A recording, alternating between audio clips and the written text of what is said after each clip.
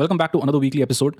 Before we move forward, keep your notifications on in case you want to receive updates about further videos that are released on this channel. So, this particular video is about what the market breadth is suggesting about the current trend in the market. As it goes with the format of this channel, not only will I cover the recent breadth data, but I'll also teach you how to do a proper breadth analysis. The first chart that I've pulled out is number of stocks above 200-day moving average. This is a long-term indicator. What do I mean by long-term indicator? Number of stocks above 200 DMA is a direct reflection of the conviction of market participants. If you look at this data, this is the number of stocks above 200 DMA in the month of Jan 2025. This 48 number tells you it is 48% stocks, 26%, 10%, 18, 27, and 48% in the month of June. That is on 1st June. This number that you see, this is the month-on-month change that has happened. So 48% stocks were above 200 DMA in the month of Jan 2025. The correction began in November, December. Then 26% stocks were above 200 DMA. Month on month, the number was minus 46%. Then further 61%. Only 10% stocks were above 200 DMA in the month of March. And then you saw a rally playing out in the market. Today, if you look at the number, it is at 48%. And for those of you who are thinking you have missed out on this rally, then the 200 DMA long-term indicator is telling you that just 48% stocks are above 200 DMA still, which tells you that there is a long way to go before the trend matures. And any dip that comes in the market, this is something I'll discuss towards the end of the video, it will be an opportunity. So post-March, you saw 80% increase in the month of April, further 50% in the month of May, and then 80% in the month of June. That is as of 1st June 2025. The next breadth indicator, and by the way, these charts you can easily plot on Excel, and the data you can get it on a website like Charting, or if you have some custom softwares, you can also do this on TradingView, and you can get this data. Then is the slope of 200 DMA. Remember the teachings of William O'Neill and Mark Minervini? It is the slope of 200 DMA and 50 DMA that is more important than number of stocks being above or below it, because slope tells you that the stability of trend is here to stay. In Jan, that number was 30%. Of course, it fell because a lot of stocks started sustaining below 200 DMA. So the slope naturally turned lower. As of June, the number is just 16%. That is 1st of June. So this tells you that there will come a time where stocks will retrace back to the rising 200 DMA. And that again will give you an opportunity to accumulate in sectors that are showing amazing strength. I'll also come to that in some bit. But again, the bottom in the market in terms of slope was in the month of April and May. The next breadth stat that I'll pull out is the volume trend between January and May 2025. This is only for liquid stocks. In the month of February and March, when the correction was going on, in one of the videos, I had stated that the volumes are reducing as the price is moving lower. And this is what that data suggests. In the month of Jan, Feb, and March, look at the volumes that were coming in the market when the markets were falling. This is something I'd updated on my Instagram profile also. But since April, May, June, look at the spike in volume that has happened. When you compare the volumes on 1st June, average volumes with respect to January, there's a pickup of almost 67%. From April to June, there is a pickup of about 4%. Now, let me state it here that there is a negative trend also that I'm seeing in this market currently. And that trend is of promoters offloading their shares in the market. That is usually a negative sign, especially if you've read books of Peter Lynch. He always states that insider selling or promoter selling is something that should always be taken with a lot of caution. So that is something I'll cover hopefully in the next couple of videos. But for now, as the prices have trended higher post the 7th April tariff day, volumes in the market have increased a lot, almost in the magnitude of 50 to 60%. Again, for those who study the relationship between price and volume, it is a positive sign that as price moves higher, volume should pick up. So from Jan, we have seen an increase of 67% in the market. Now, the next chart that I'll put out is that of the breadth heat map of the market. Now, we've been discussing that defense, capital, hotel, finance, banks, chemicals, agri-chemicals, all these pockets are exceptionally strong in the market. And this data does not include the recent breakout you've seen today, that is on Friday, after RBI policy. If you look at how defense sector moved in terms of breadth, November, December, there were about 70% stocks in the defense sector which were above 200 DMA. That number fell to about 19 to 25% in the month of April. Post that, in the month of May and June, when defense sector started rallying, this number today stands at 85%. If you look at the capital market, again, this number dropped from 74% to something like 16% in April. Today, it is back at 71%. If you look at the finance sector, from 55% to 50% during the correction, about 60% here. This tells you that the finance and bank sector did not correct much during the correction. And all the video updates during this corrective cycle, I was repeatedly saying that the relative strength of banks, finance, entire BFSI space is amazing. There is accumulation happening there. Of course, the price takes time to reflect that. And that is the problem with the majority of participants in the stock market. If they see outperformance, they want their portfolio to start doing well from today. That is not how stock market works. It takes time and patience for a sector trend to develop, for returns to show up in the portfolio. Never forget that. Today in the finance sector, that number stands at a whopping 85%. That is 85% stocks in the financial sector are way above 200-day moving average. For banks, from 52% to about 56% during the correction, and now at 80%. Now, in contrast, look at the IT sector. IT sector, if you see, even today, 30% stocks are above 200-day moving average. So this tells you, that is the breadth heat map always tells you where you should be focusing. But this is an amazing breadth indicator that you can develop on your own using Excel sheet, Google Sheets. This is very simple. You can also do it in a website like Charting. And this gives you insight about where the money is flowing in the market. A sector strength is nothing without majority of stocks being above 200-day moving average. And in this particular heat map, I haven't included chemical sector or the agri-chemical space, hotel space. Even for those pockets, the number is north of 75 to 80%, which tells you that is where strength is in the market. And with the rate cut that came about today, and for those of you who follow me on my social handles like Instagram, about 10 days back, I had updated about the BFSI cycle and anything related to interest rates, which means autos, which means real estates. Eventually, you will see metals also starting to do well because this is an economic cycle. This is an economic cycle where anything related to interest rates will do well. Some sectors like banks, capital markets, IPOs, finance, housing finance, those stocks have broken out early, but there are some other pockets like real estate, autos, which will over time start doing well, and the trend in those sectors will also improve. But to analyze a sector trend properly, you need to have a breadth heat map. It's very simple to develop. It only takes you about a couple of hours now. Through any AI agent, this can be done easily. The next chart that I'll pull out is the 50 DMA breadth statistic. See, during the 2020-2024 bull run, on an average, if you look, majority of stocks that were above 50 DMA at any given point in time were roughly about 58 to 60%. That is, I'm talking about during correction phases also in the year 21-22. So whenever you find that 50 DMA number of stocks above it is above something like 50-60%, then that gives you a lot more stability in the market from medium term point of view also. And March and April were the months where market went through tremendous amount of volatility, and that happened well below 50% mark in terms of stocks being above 50 DMA. As of 1st June, that number stands at 67%, which is great. Again, time to time, I do update about the market breadth because I don't make a video every day. I don't believe in that at all. So I do give out these updates periodically. But currently, the market breadth is definitely telling you about medium term stability in the market. It doesn't tell you that a 5-6% correction cannot come, but it tells you that if such kind of correction comes due to whatever is happening in the world, eventually the market puts in a bottom and again starts moving higher. So you have to understand, in stock market, we deal with probability. We never deal with certainty. Understand the difference. We always analyze and trade based on what may happen given the data we have today. If the data changes tomorrow, you have to change your opinion.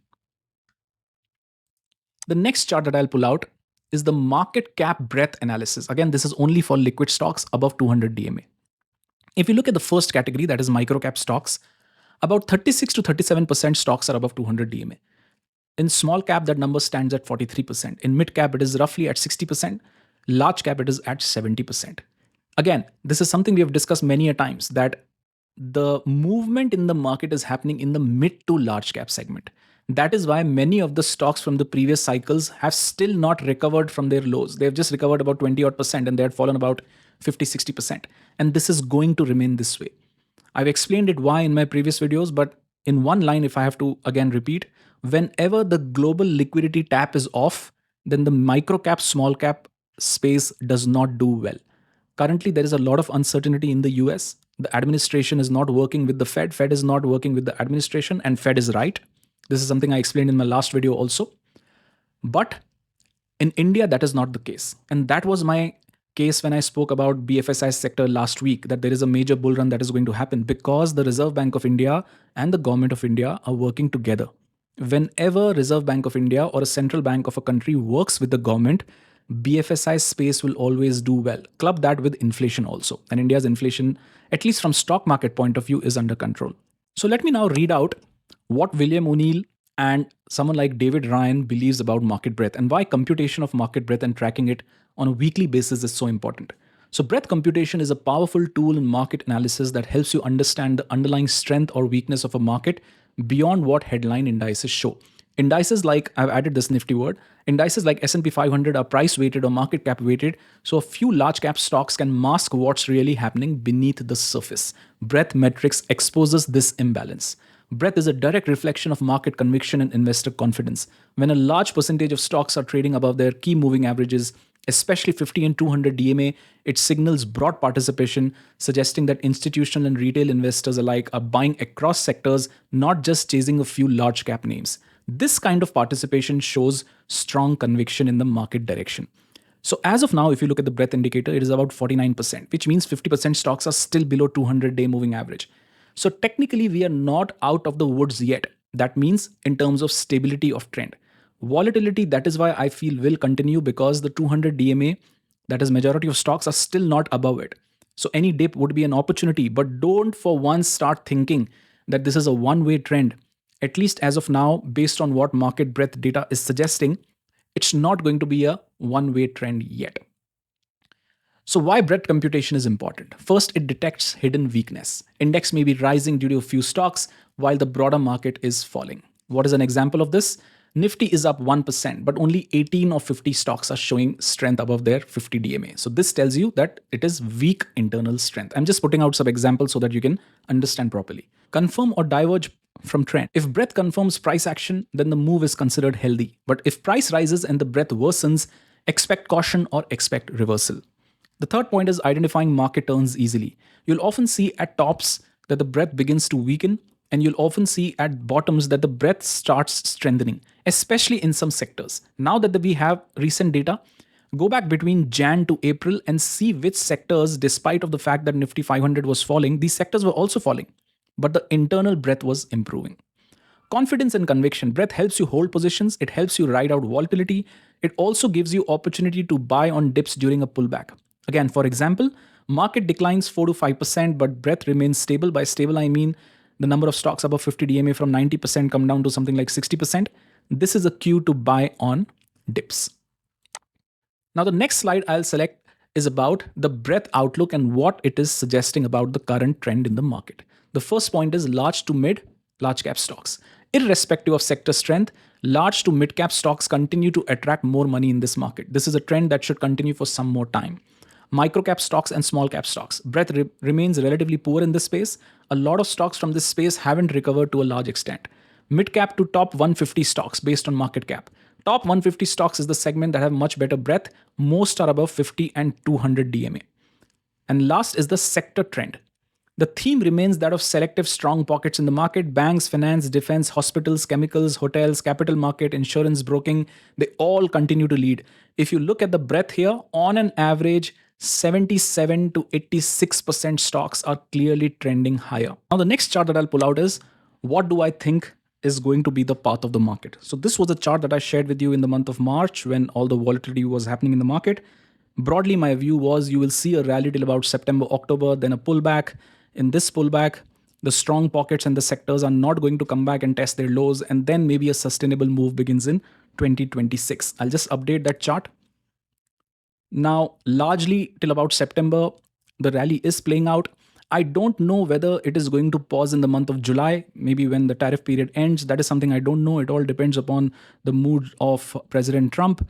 But I do feel, given the breadth data also, there is one pullback that will come in the market. What kind of pullback it will be, it is difficult to say because it can either be a time consolidation of 3 months and then again a move up, or a pullback and then a move up. That is something I'll only be able to update as time passes. You have to understand there are still some reasons to worry about in the market. And while markets will continue to climb the wall of worry, some of these reasons can cause significant volatility in the market. The first is the tariff policy uncertainty still remains. Tonight, there's going to be a call between President Trump and President Xi. I don't know what the outcome of that would be. The second and the more important point is about the sticky inflation that is there in the US, which is still above the Fed's target. The third point I would tell you is that Federal Reserve obviously is not working with the government, and I'll again reiterate they are absolutely right. They are still in wait and watch mode, which means they are holding interest rates higher. And my guess is that interest rates in the US are going to remain high for a long period of time. At least for the next 12 months, I don't see significant reduction in interest rates in the US. The fourth point I'll tell you is about overvalued large cap stocks in the US market. Valuations are very high given the kind of interest rates that exist in the US market. Also, do not forget the fifth point. I see economic growth slowdown happening in the US. This is inevitable. There is also excessive market concentration. This means that US stocks represent about 67% of global market indices. It never works this way. Either the prices are going to correct or money is going to leave US and try to find better markets in the world. It is already happening. Money is shifting to Europe. India remains a different kind of a story because our perception is never going to change, but it is how it is. Don't worry about India. India is going to do fine. So, what I would tell you is that equity trend is here to stay, yes, but I think there will be a lot of short term casualness that will again build into price. And that is eventually going to either bring about a time correction or a pullback in the market, as I've depicted here. So, don't be in a hurry, even if you have missed out. The best instruments in case you have missed out, have no exposure in the market, is to simply do a SIP or a STP in even something like a Nifty 500 ETF. At least you will make the kind of returns that market is making. You can find favorable entry opportunities either using the pullback framework or trading breakouts or buying every day as the dip plays out in the market. But have a long term focus. Nothing good will come in the stock market from being short term. You'll only make others rich. Stock market is all about gradual accumulation, sticking with the trend, being aware of what is happening in terms of which sectors are doing well, and then sitting with your positions. This everyday churning, BTST, writing options, buying options, these are tools, these are systematic provisions that are there only to make others rich. Ultimately, it is your money, your choice, and I hope you will make the right decisions. You've already seen that the trend of the banking finance sector was visible in the month of March, April also. But how many do you think have started allocating back then in a systematic manner and are taking advantage today of the rising prices? Give this a thought. Give this a thought because ultimately it is your money and it is you who has to generate returns over your money so that you can make your lives better and lives of your family members. So do tune in next week. I'll again come out with an update. If you haven't seen these two videos, do watch it because it is very relevant to what we are seeing today in the market. So have a great weekend ahead. Take care. Be safe.